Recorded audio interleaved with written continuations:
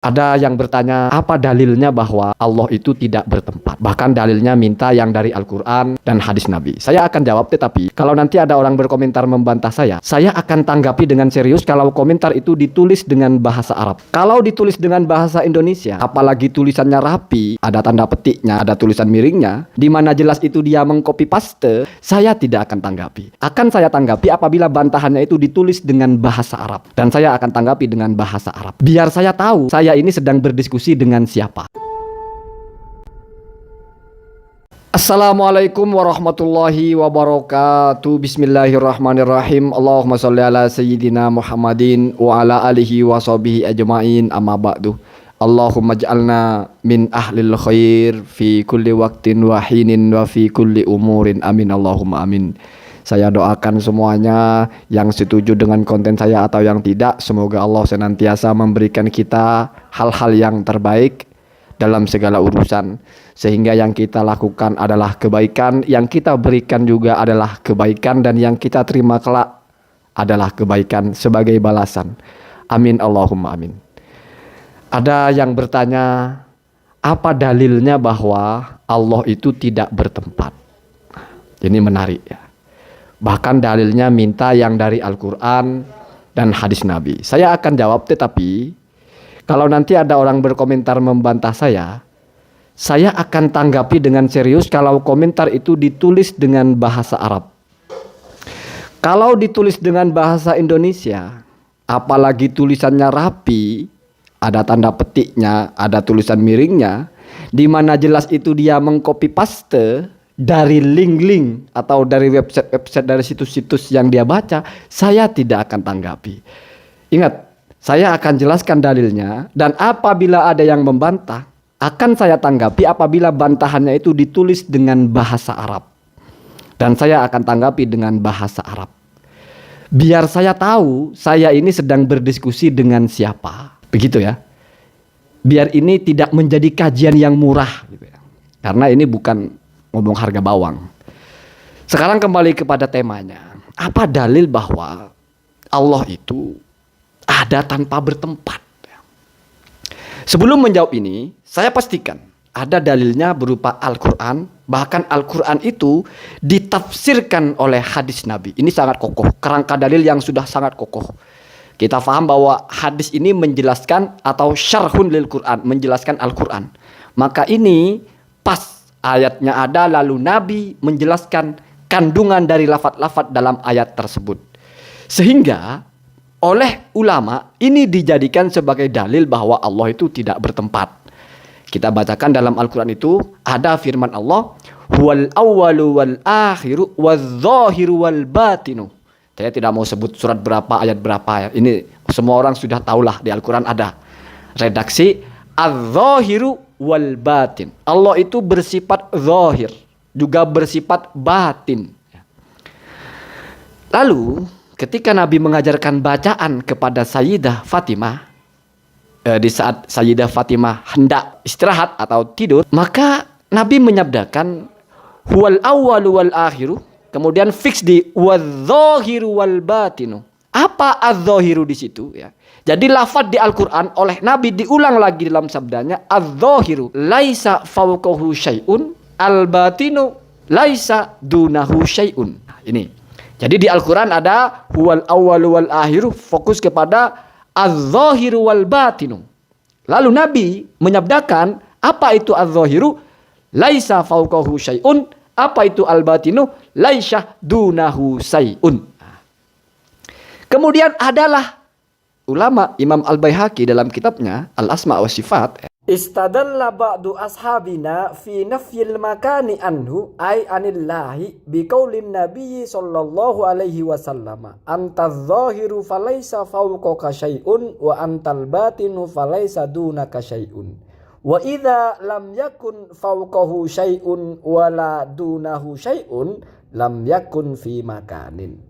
Jadi kata Imam Baihaqi, sebagian dari ashab kami dalam madhab Asy'ariyah juga dalam madhab Syafi'iyah, artinya sebagian dari ulama Asy'ariyah, sebagian dari ulama Syafi'iyah juga, berdalil tentang bahwa Allah itu tidak bertempat. Nafyul makan anillahi. Apa dalilnya?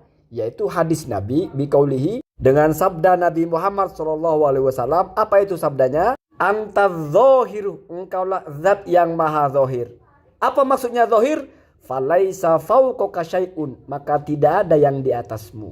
Wa antal batinu, dan engkau zat yang maha batin. Apa maksudnya? Falaisa dunaka syai'un, maka tidak ada yang di bawahmu.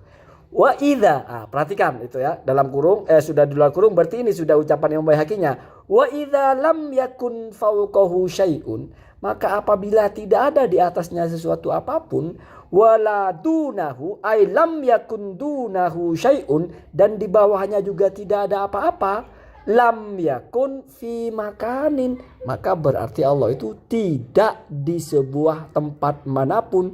Artinya tidak ada tempat.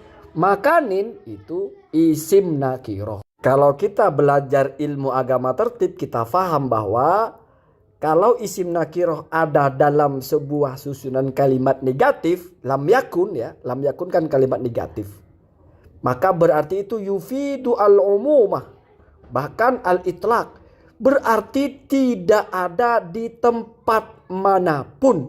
Jadi semua yang disebut tempat, maka Allah tidak mungkin ada di situ ya. Itu maksud dengan lam yakun fi makanin. Jadi tempat manapun kalau itu disebut tempat, berarti Allah tidak ada di situ. Tidak pernah Allah itu bertempat. Karena kalau ada di sebuah tempat, mesti ada yang di atasnya, ada yang di bawahnya. Ya, sebuah tempat dimanapun ya, mesti dia itu ada di antara tempat-tempat yang lain. Artinya misalnya kita meyakini Allah di atas langit dan di bawahnya Allah itu bumi atau alam atau makhluk. Oh, berarti ada yang di bawah Allah, yaitu makhluk. Berarti bertempat kan begitu. Tapi sudahlah kalau mereka bilang tidak bertempat, cuma di langit, saya sudah nggak mau tahu juga. Tapi kalau cuma tanya dalil, sudah saya jelaskan tadi. Kalau misalnya protes, di mana di situ? Cuman az-zahiru al-batinu, mana di situ nyebut Allah anallahu laisa fi makanin? Ya inilah. Ya. Kalau masih pertanyaannya di mana lafaz yang menunjukkan Allah itu tidak bertempat? Ya. Saya jawab pakai harfiah saja. Ya memang tidak akan ada karena Al-Quran itu bahasa Arab. Allah tidak bertempat, bahasa Indonesia nggak akan Allah berfirman Allah tidak bertempat, nggak akan. Hadis Nabi pun tidak akan ada. Ulama-ulama salaf pun tidak akan ada yang mengatakan Allah tidak bertempat. Ya, kenapa? Ya ulama salaf pakainya bahasa Arab bukan bahasa Indonesia. Nah, ini seperti lelucon kan? Tetapi kalau kamu masih tahu, oh bukan maksudnya bahasa Arabnya anallahu laisa fi makanin. Ya saya jawab, ulama mengatakan. Kamu masih bantah Al-Quran hadisnya. Wah repot ini. Repot. Dipikirnya dia Al-Quran itu seperti buku panduan mengoperasikan handphone itu. Jadi bahasanya lugas, pencet tombol 1. Enggak pak, blok. Enggak begitu. Saya buktikan. Innamal a'malu binniyat. Di mana di situ ada bahasa wajib niat ketika mau wudu? Enggak ada. Ketika orang ditanya, wudu kamu niat enggak? Iya. Hukumnya niat apa dalam wudu? Wajib. Apa dalilnya? Innamal a'malu binniyat. Ada enggak dalam innamal a'malu binniyat itu menyebut wudu wajib salat? Wudu wajib niat. Enggak ada, blok. Enggak ada. Niat wajib salat wajib baca niat. Enggak ada situ, blok. Enggak ada. Innamal a'malu binniyat itu saja. Yang menjadikan itu dalil sebagai wajibnya berniat ketika beribadah ya, wudu dan salat misalnya, itu ulama. Bukan Nabi Muhammad SAW yang mengatakan wajib berniat. Bukan juga firman Allah yang menjelaskan innan niyata wajibatun alaikum. Nggak ada begitu ya. Saya kasih yang lebih rumit lagi ya, biar mikir. Dalam agama Islam ini, orang misalnya sudah adzan subuh bulan puasa, dia belum mandi besar, habis junub lah, entah mimpi malamnya atau entah dia berhubungan dengan istrinya, lalu dingin nggak mandi, tiba-tiba subuh. Maka boleh, ya. Artinya nggak ada masalah, puasanya sah. Apa dalil Al-Qur'annya? Ini yang menarik.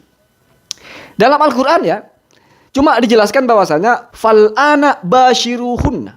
Sekarang artinya kalau dalam bahasa Indonesia, maka sekarang di waktu malam itu pergaulilah istrimu. Artinya ya silakan berjima gitu. Kemudian wa kulu washrabu hatta yatabayyana lakumul khaytul abyadu minal khaytil aswadi minal fajr. Summa atimmus ya. Begitu ya.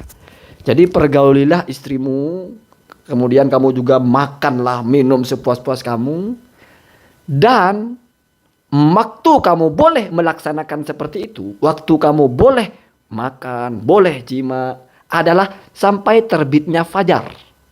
Kalau sudah terbit fajar, maka kamu sudah harus atimmu asyam. Kamu sudah harus menyempurnakan berpuasa. Artinya sudah harus mulai berpuasa sempurna nanti sampai maghrib. Di mana di sini mengatakan boleh junub berpuasa? Nggak ada, Pak. Tetapi ulama mengatakan ada namanya dilalah iltizamiyah. Ini kan usul fikih kan nggak gampang. Memahami agama itu kan nggak segampang congor ya. Dilalah iltizamiyah itu kalau dalam bahasa kita adalah makna atau maksud yang merupakan konsekuensi dari sebuah teks atau mesti mengikuti sebuah teks. Kalau dalam teksnya itu batas tidak boleh melakukan yang membatalkan puasa yaitu berjima adalah ketika puasa dimulai. Artinya kalau batasan terakhir kamu boleh melakukan jima sampai fajar, kan tidak mungkin ada kewajiban kamu harus memasuki puasa dalam keadaan tidak junub. Karena orang jima pasti junub. Ini logika Al-Quran, Pak. Jangan kamu bilang ini agama akal-akalan. Itu beragama seperti itu. Kamu kira agama ini doktrin yang gak masuk akal. Itulah Islam jadi kolot. Agama ini penjelasannya rinci. Ketika satu teks mengatakan bahwasanya batasan kamu boleh berjima itu ya, sampai subuh. Bukan sebelum subuh, tapi sampai subuh kamu sudah tidak boleh. Berarti kamu pasti memasuki subuh dalam keadaan junub. Berarti boleh seperti itu. Kenapa? Karena sebelumnya sudah dijelaskan ya, bahwa batasan terakhirnya sampai subuh. Mungkin susah difahami. Ya, nanti saya carikan bahasa yang lebih mudah. Teksnya mengatakan bahwa batas kamu boleh melakukan hal yang membuat kamu junub itu sampai adzan subuh. Kalau kewajibannya adalah memasuki puasa itu harus bersih dari junub, terus kapan waktu mandinya? Berarti kan gak masuk akal ayat ini. Berarti boleh memasuki puasa dalam keadaan junub. Itu Pak, itu agama. Apakah ini mengada-ngada? Enggak, Nabi pernah memasuki puasa dalam keadaan junub. Begitu Pak ya, begitu beragama. Tidak mungkin ada pembolehan untuk melakukan hal yang membatalkan puasa atau yang mengakibatkan junub ya, sampai fajar, kecuali mesti otomatis boleh memasuki puasa dalam keadaan junub.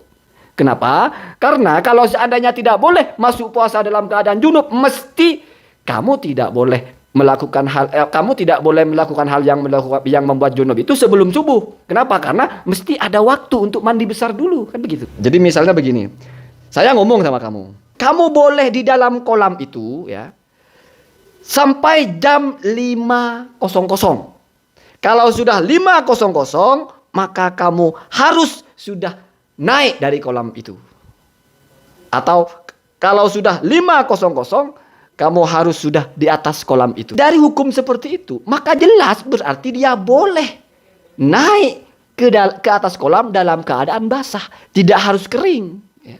Kenapa? Karena batasan dia boleh di dalam air saja sampai 5.00, sementara dia sudah harus di atas di jam yang sama yaitu 5.00. Kalau ada catatan kamu harus naik dalam keadaan kering ya, maka tidak mungkin. Kenapa? Karena batasan terakhirnya itu atau batasan kamu boleh basahnya itu sampai 5.00. Nah, artinya kalau 5.00 itu juga sekaligus batasan kamu harus kering ya berarti nggak masuk akal aturannya ya. Nggak masuk akal. Sama dengan ayat tadi. Kalau subuh mulai puasa harus bersih dari junub, sementara kamu boleh bersubuh sampai subuh, nggak masuk akal. Ya. Mesti ada yang dianulir ya. Berarti tidak boleh sampai subuh dong, harus ada jeda, yaitu untuk mandi. Baru itu relevan. Ternyata faktanya nggak ada jeda harus bisa mandi. Maksudnya antara berjima dengan subuh nggak ada keharusan jeda cukup waktu untuk mandi, enggak. Oh berarti kalau begitu boleh masuk waktu subuh dalam keadaan kamu seperti itu. Semoga ada manfaatnya. Nanti akan saya bahas juga bahwasanya kalau kamu ngomong dalil, ada yang penting kamu ketahui tentang dalil itu. Assalamualaikum warahmatullahi wabarakatuh.